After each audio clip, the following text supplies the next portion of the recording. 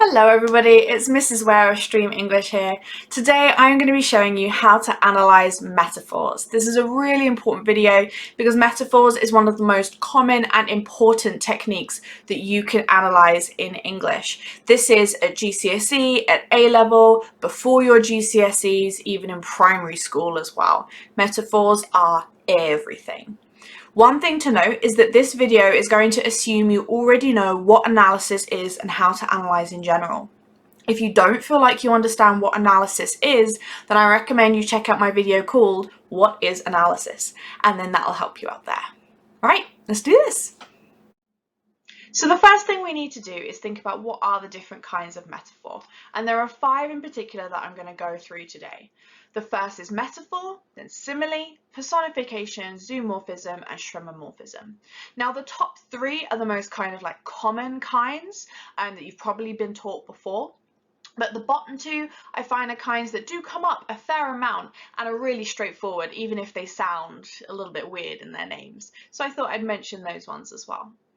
So the key thing about all 5 of these techniques is they are about comparing things, comparing something that is literally in the text to something that is not literally in the text. So I'll start by explaining what these different kinds of comparisons are, and then we'll think about why a writer would choose to do that.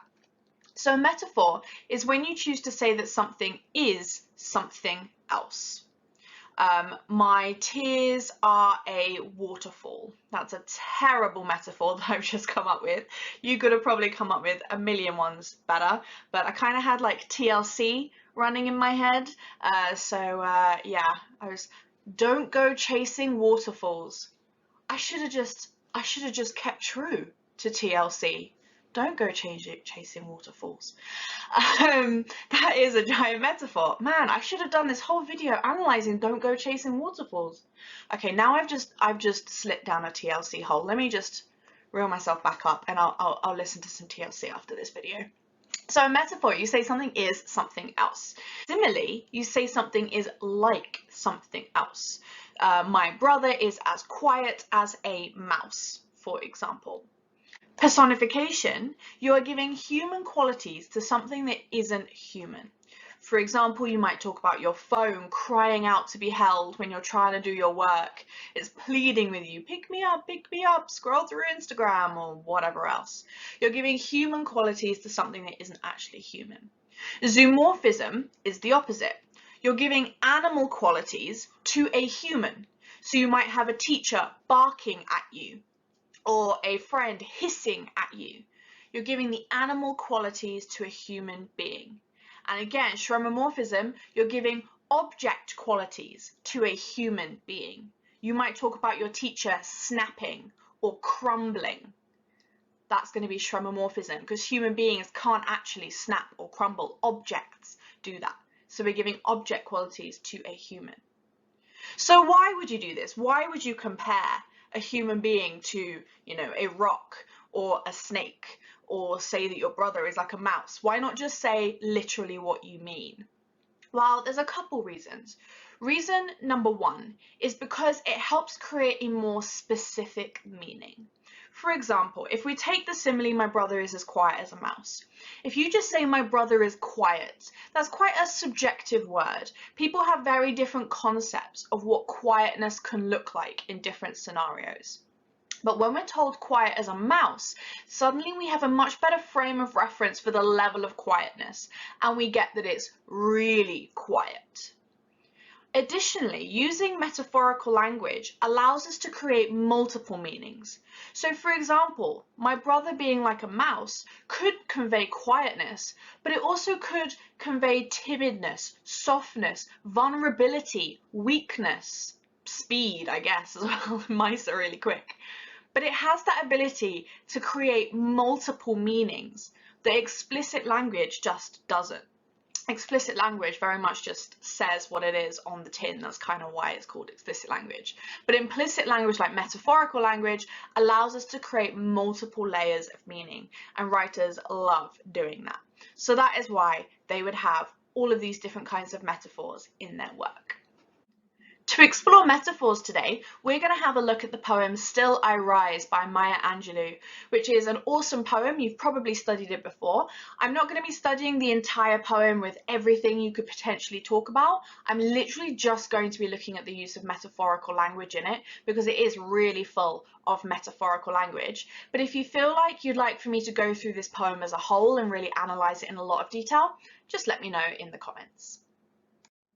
We've got here the first two stanzas of Still I Rise, and what we're going to do with these ones is look at how you identify metaphorical language.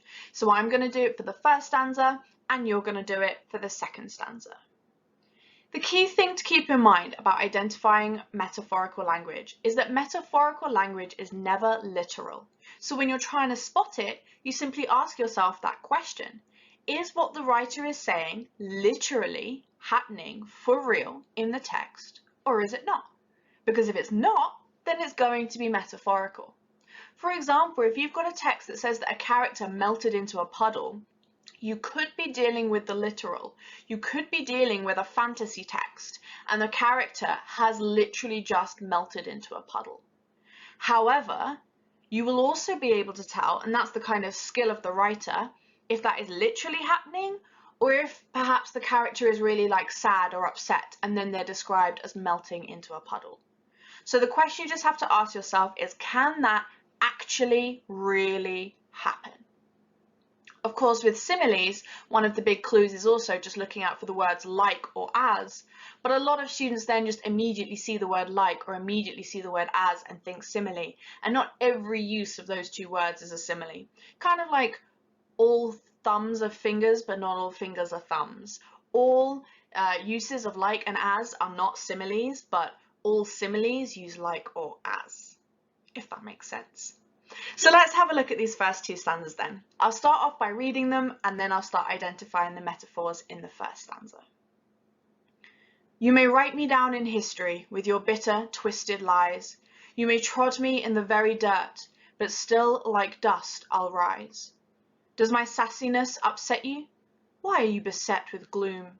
'Cause I walk like I've got oil wells pumping in my living room.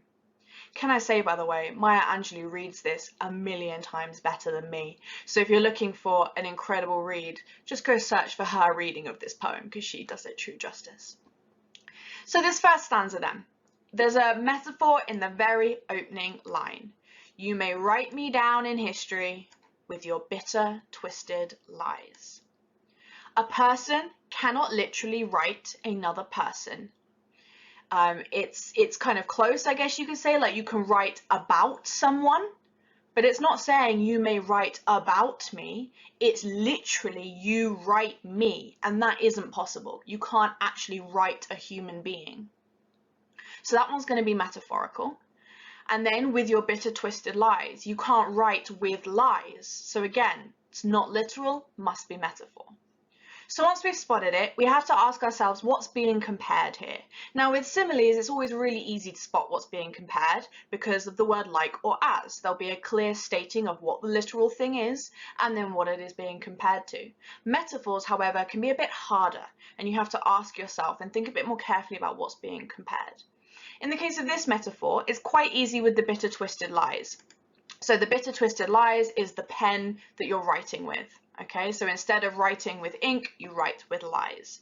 So we have to ask ourselves, what's being compared there? Why compare the ink with lies? Now, I think that when I say ink, I'm kind of simplifying things because Maya Angelou isn't trying to write about ink here and the evils of ink. It's more what the ink itself represents. And so actually what she's comparing is not ink and writing with ink. What she's comparing is the recording of history, the recording of the past. That's what she's more kind of comparing it to there. So she's comparing the recording of the past to lies. Similarly, when we say you may write me down in history, now of course on a simple level we can just say that's a metaphor comparing like writing history, recording history. But I think it's more than that because of the fact that she says you and me. It's very much presented as a thing that someone is doing to someone else. And so I think there's a deeper layer of what she's comparing here. So I would say that what she's comparing is perhaps the kind of power play of who is recording history, the kind of powerless who have their stories told for them, and the powerful who tell the stories, the ones that get to tell history and the ones that don't. So that's the metaphor in the very opening lines there.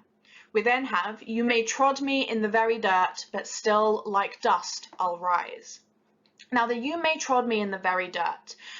This one, she has this a few times where a line could be metaphorical and could be not, because of course this poem is about the racism experienced by Black people in the United States of America, and therefore they literally could be trod in the dirt, you know, they literally could be kind of pushed around and pushed down, and that is something that could have happened to a Black person. So in that sense, it's literal, but I think there is also metaphor to it as well. And that's something else you can often spot with metaphors in particular, where on the one hand you can take it as literal, but you could also view it as metaphorical as well. And that's what I think we've got here. So the treading in the very dirt, I think we can talk again about that interplay between you doing something to me, that use of the active voice there, but also the act of treading someone, the metaphor of that, and the metaphor of what the dirt represents as well. That red is very dark and aggressive, isn't it? Oh well, I'm committed now. And then in the very last line, we've got the simile, like dust. So again, like I said before, it's much more obvious what's being compared here. She is comparing herself to dust.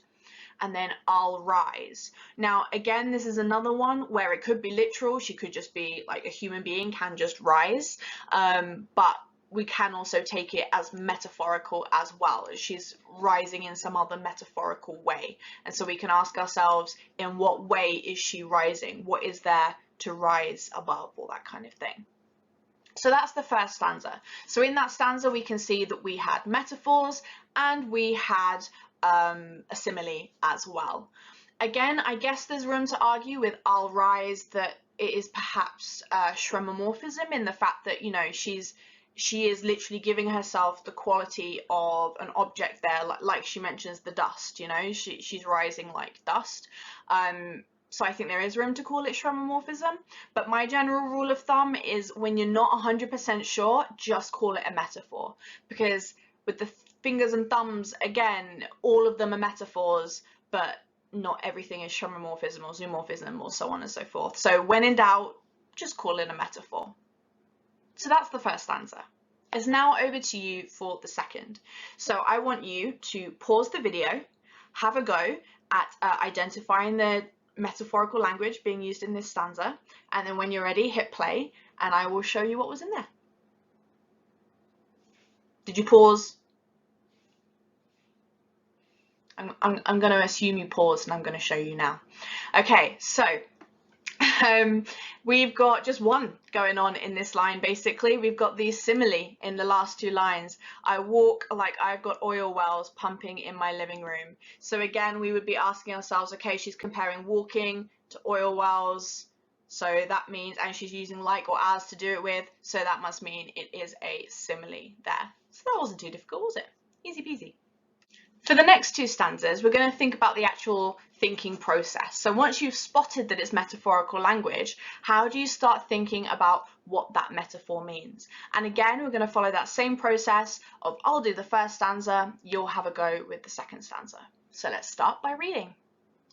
Just like moons and like suns, with the certainty of tides, just like hopes springing high, still I'll rise. Did you want to see me broken? Bowed head and lowered eyes, shoulders falling down like teardrops, weakened by my soulful cries. Okay, so in our first stanza, we have got some similes in the very first line, like moons and like suns, with the certainty of tides. So that's a kind of continuation of that natural imagery metaphor we've got there. So moons, suns, tides. Just like hope springing high, another simile, still I'll rise, a metaphor there. So we've identified them. Now how do we actually think about them and think about what they mean? Well, when you're comparing two things, you're obviously trying to suggest that they have something in common, okay? They have some kind of qualities or characteristics in common. So we have to ask ourselves, what are the qualities or characteristics of these things?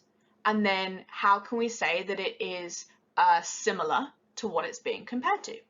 We actually want to kind of start backwards with this poem. It might fit our instincts, and that would normally be right, to start with like moons and like suns, but actually there's a syntactical technique going on here where Maya Angelou is leaving the main clause until right at the very end. So she's saying, I'll rise like moons and suns, like hope springing high. So actually we want to start with the I'll rise metaphor, so that then that can help us understand how she's comparing it with the similes. So with I'll rise, we have to ask ourselves on a literal level, what does the word rise mean? And well, it basically only has one meaning: to move upwards. How exactly something's moving upwards can vary. So if a salary moves upwards, it's increasing. If you move upwards out of bed, it means you're standing up. If bread moves upwards, it's gaining height. You know, it has its variations, but by and large, it means to move upwards. So we have to ask ourselves here, in what way is she moving upwards? Well, this is a poem all about how she refuses to kind of be defeated by racism. So in that sense, she is rising above the hate, rising above the racism. She refuses to let it keep her down. So she's dealing here in what we typically call like a dead metaphor. And what I mean by that is one that's used so commonly, we don't even think of it as being metaphorical anymore. You know, saying that we'll rise above is like such a common saying now that we don't even really think of it as being metaphorical, but it is.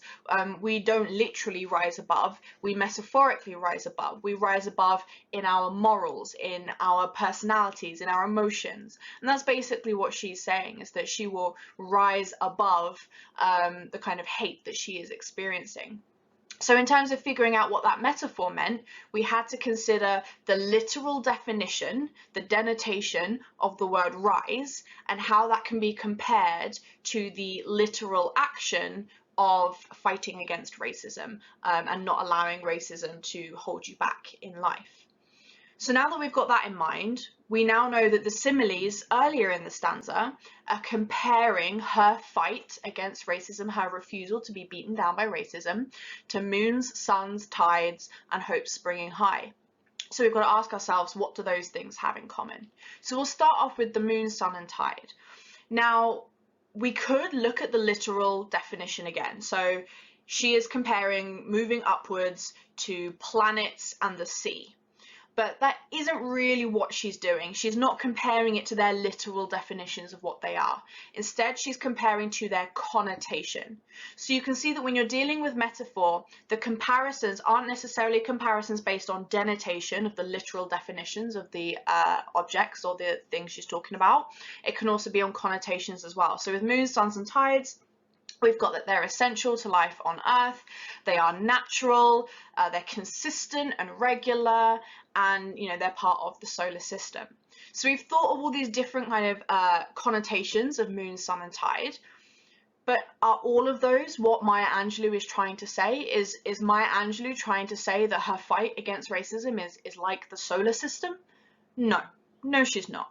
So when words can have multiple connotations, not all of them apply. So we also have to ask ourselves which would make sense, which ones could apply, and which ones just don't. So solar system is a definite no, that does not apply. Oh, no, not green. We need a far more aggressive color. Where's that aggressive red gone? There we go. Solar system doesn't apply. Consistent / regular. Okay, so she's comparing her fight against racism to moons and suns, consistency and regularity. Would that make sense? Yes, that would make sense, because she's saying that she's constantly fighting. Her fight doesn't stop. She will keep rising. It's constant, it's regular. So yeah, that makes sense as a meaning of this metaphor. Natural. Okay, moons, suns, and tides are part of the natural world. Is the fight against racism natural? I guess we could perhaps argue that. We could maybe argue that she's just highlighting that this desire to, this determination to fight back is a completely natural and normal thing to do. That sounds like that could make a lot of sense. And then essential to life on Earth. Now, I put that one in the sense of like my basic understanding of science is if the tide stopped or the moon disappeared or the sun disappeared, life would be over in a matter of like minutes. So is life going to be over in a matter of minutes if she doesn't fight back? I guess no.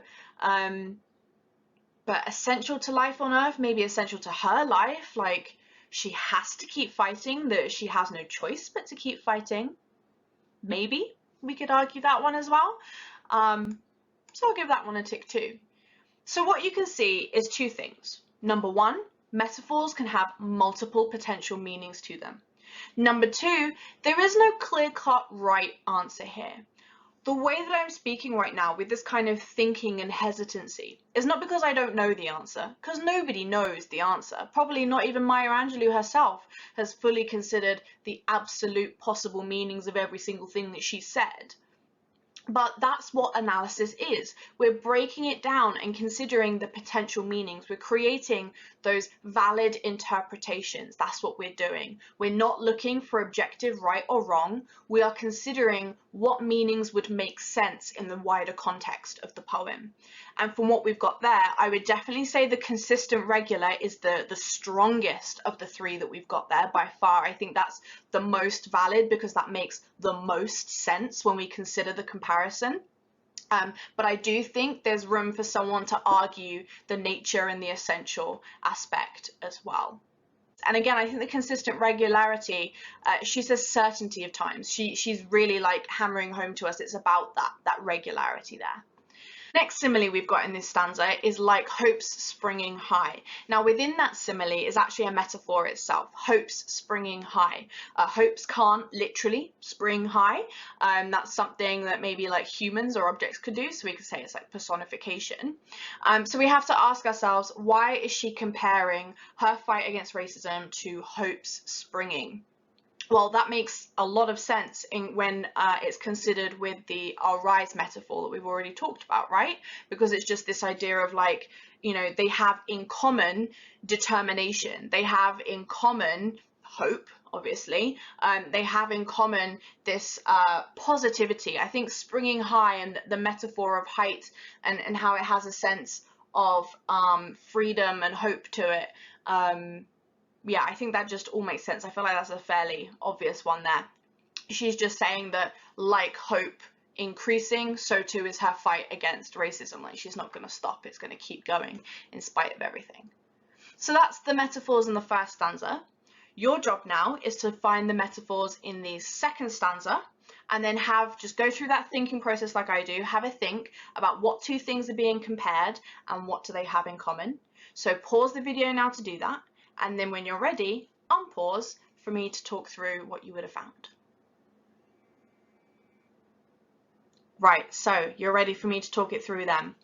Well, we've got literal in bowed head and lowered eyes, but we have got metaphorical in did you want to see me broken? This is another one that's almost like a dead metaphor. We say that all the time, like being heartbroken and things. But of course, that is metaphorical. A human being can't, well, a human being can break a bone, but she's not talking about breaking a bone. She's talking about her mental spirit.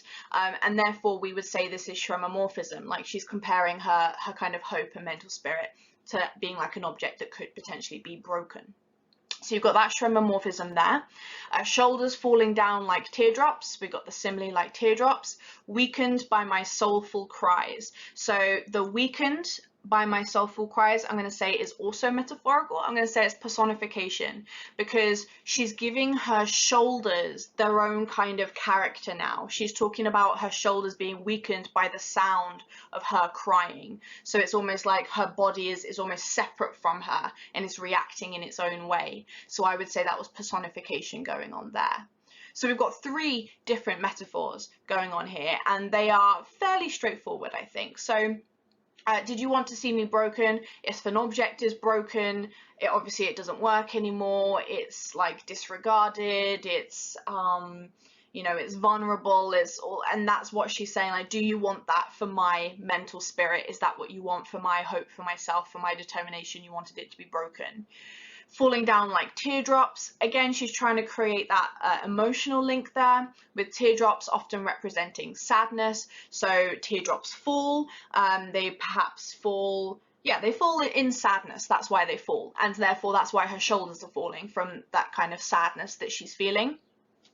And then the personification of her shoulders being weakened by my soulful cries, that again, it's just like the shoulders are perhaps a metaphor themselves. So the body part of the shoulders, she's not just being literal of like her shoulders are falling down, but perhaps her shoulders are a symbol of like strength, you know, because we do often talk about the shoulders like bearing the weight on your shoulders. They are often seen as symbols of our parts of our body that can take a lot, of literal and metaphorical weight. And therefore, this personification of her shoulders being weakened is maybe like her way of saying, you know, that her mental strength has been reduced by the sadness that she's feeling, as represented by her soulful cries.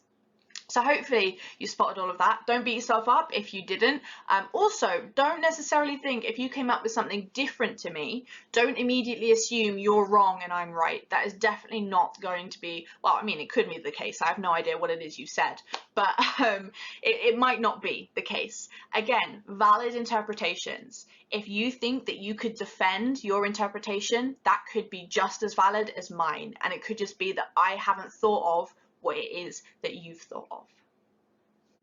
Now that we've thought about looking at individual metaphors, we want to start also thinking about how there can be patterns across different metaphors. And that can often be the case, particularly in poetry, because it's such a close concentration of techniques, but it can also be found in fiction, non-fiction plays, and so on as well. Now, first of all, what do I mean by a pattern? I mean when a writer uses a metaphor of very, very similar imagery more than once. And I also mean when a writer uses metaphors with very similar meanings more than once. So we've got here the next two stanzas of Still I Rise, and there's going to be some patterns. So I'm going to read the stanzas, and then again, I'll show you the pattern for the first stanza, and you have to try and find the pattern in the second. Does my haughtiness offend you? Don't you take it awful hard, 'cause I laugh like I've got gold mines digging in my own backyard. You may shoot me with your words, you may cut me with your eyes, you may kill me with your hatefulness, but still, like air, I'll rise. So, in that first stanza, we've obviously got the simile, I laugh like I've got gold mines digging in my own backyard. Now, if we just think about what that metaphor means on its own first. So gold mines, well, that has connotations of something with a lot of value. So it suggests that she's really like valuing herself. The fact that it's in her own backyard as well makes it, you know, it's a metaphor for like that personal intimacy. It belongs to her. So she's perhaps, and of course, laughing is a metaphor for just happiness, a symbol of happiness. So laughing like you've got gold mines, it's that sense of like happiness that comes from having a high sense of self-worth. She really sees the value and importance in herself. Okay, so that's what that means. How do we see a pattern here? Well, earlier in the poem, we saw this simile, because I walk like I've got oil wells pumping in my living room. It's again near like identical language, that metaphor of something of high value, high worth, being given that kind of sense of belonging to you. It's in your living room, it's very personal, and it's something that's part of who you are. Again, it's been linked with a dynamic verb, so I laugh, I walk. So it's that sense of your actions convey your self-worth, convey how you value yourself. And so we've got a very, very similar meaning in these two metaphors here. So there'd be no point in us talking about these two metaphors separately. If we were writing an essay on this poem, we'd talk about these two together. And we'd ask ourselves, why continue this metaphor? Why repeat it with kind of slightly different imagery? And of course, it's just reinforcing, isn't it? It's reinforcing that no matter what, she still feels that high level of value. We can also, though, look at the slight distinction in the metaphor. So the first one was about walking, the second one is about laughing. Now, they are both physical actions, but slightly different physical actions, because, of course, laughing is more associated with like your mood, your emotion, and walk is just literally something you're doing with your body. So it could perhaps be suggesting that Maya Angelou feels that high self-worth, that happiness, in all aspects of her life, not just in the way that she moves, but just in the way that she is in her actual personality and emotions that she's feeling as well. So we've got that pattern there. We've also got a contrast going on between the meanings created in these metaphors and the metaphor we saw in the very first stanza of "you may trod me in the very dirt." Now that, of course, was a metaphor more about being at the bottom of things, you know, being at the bottom, being in the dirt, and how that's a metaphor for being worthless, for being unimportant. And that contrasts with the actual metaphors about how she does view herself. So what we've got here is not a pattern, of course, because they have different meanings, but it's still deliberate. Like, she's contrasting what racists want. They want you to be in the dirt. They want you to feel worthless. She's contrasting that with how she actually feels, the value in the oil well and the gold mine. So that's the pattern we're seeing in this stanza. Now it's over to you. Have a read of that second stanza and see if you can find a pattern there. Now you're going to spot a pattern within the stanza itself and a pattern where there's something in this stanza that it has in common with a metaphor we've seen before. So pause the video, and then when you're ready, come back and we'll talk it through. Okay, let's talk it through. So, you may shoot me with your words, you may cut me with your eyes, you may kill me with your hatefulness. So we've got this repeated metaphor: you may shoot me with your words, you can't actually shoot people with words. You may cut me with your eyes, you can't actually cut people with eyes. You may kill me with your hatefulness. This is one of those similar to the treading into the dirt, where it's like technically it could be literal, but it is also technically metaphorical as well, because you can't just feel hate and that then kills someone. But it is, of course, literal in the sense of like hate can be the cause of why you then go to physically kill someone. So it's a grey area, that one. But we can definitely take it as both literal and metaphorical. So that's the first pattern that we've got there. Of course, what we're seeing with these is a pattern of causing harm. So the shoot, cut, kill.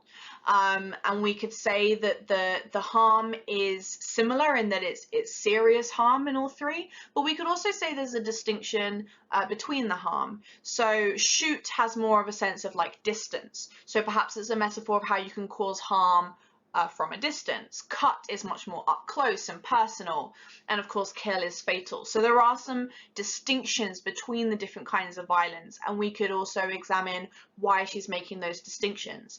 And why she's making those distinctions is heavily tied with what she is saying you're causing the violence with. So shooting with words, cutting with eyes, killing with hatefulness.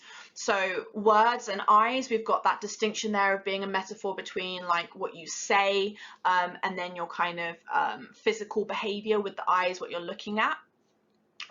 So we've got that kind of difference between, I guess, the more impersonal of words. They can be said from a distance. They can be said in a newspaper and you're not actually looking at people. They can be said, obviously she wasn't talking about social media because this poem's too old for that, but you know, we can think of this in terms of like social media and like that distance of people feel more confident saying something with words online or whatever because it's not like right at the person, whereas eyes is much more personal. You're looking directly at them, so it's that violence is more personal there.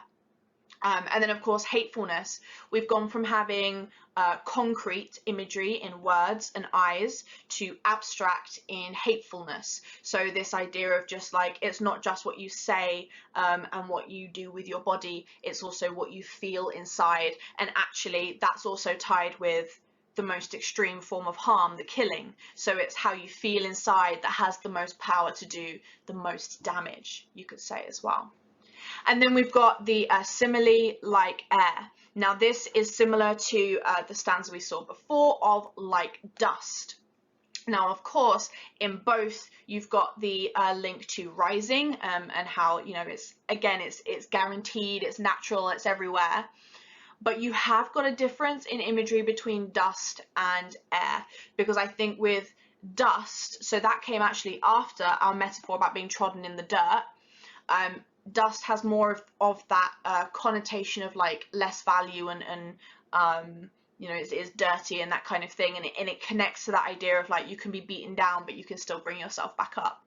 Whereas air is something that, you know, it's intangible, you can't get a hold of it, you can't touch it in the way that you can dirt. And so I think there's something in there maybe of saying like, you know, her strength, her hope, her perseverance, her determination in the face of racism cannot be in any way kind of held or destroyed or gotten hold of in the way that air can't. You can't just grab it and hold it and contain it. It's something that's just everywhere and inescapable. So there is also a pattern there with the like dust, like air. And again, just as we saw with shoot, cut, kill, there's patterns in ways that they are similar, but also patterns in ways that they are different too.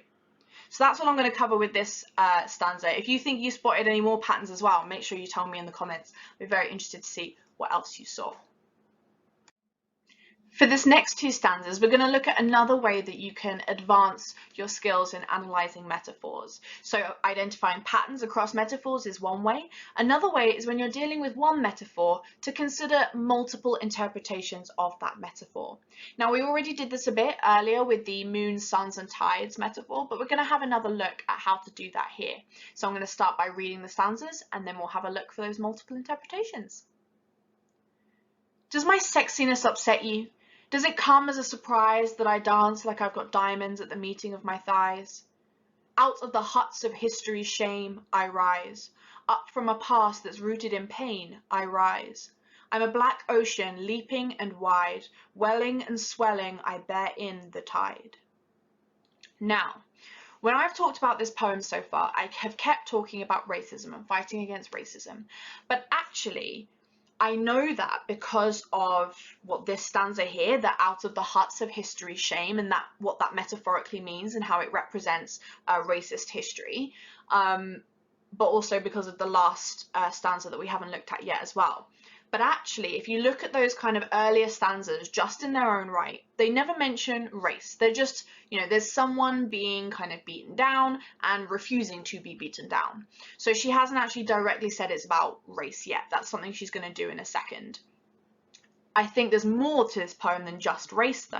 And that is what we see in this simile of I dance like I've got diamonds at the meeting of my thighs. Now, of course, we've got a pattern here. We've seen this kind of image before with the I walk and the I laugh, with the oil wells and the gold mines in the living room and the backyard.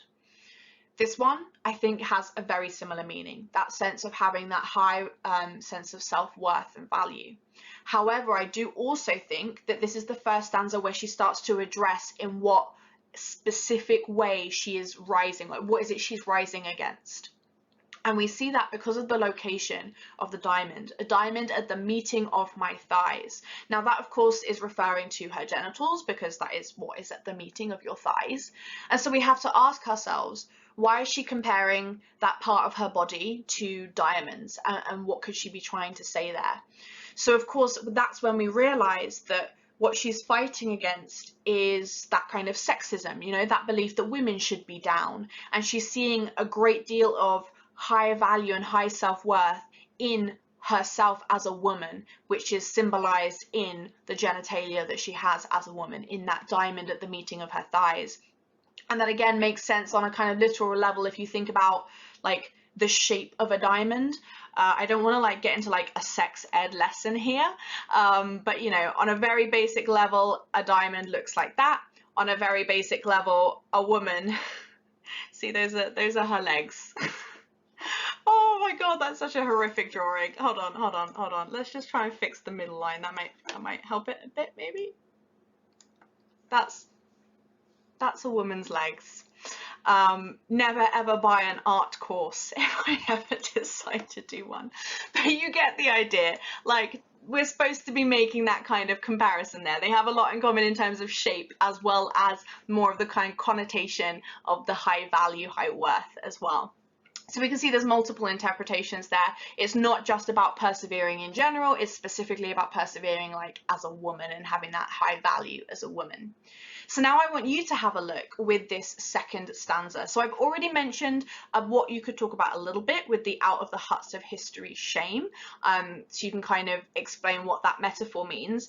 But in particular, what I want you to try and look at is the line, I'm a black ocean, leaping and wide, welling and swelling I bear in the tide. Can you explore multiple interpretations of those two particular lines? Off you go.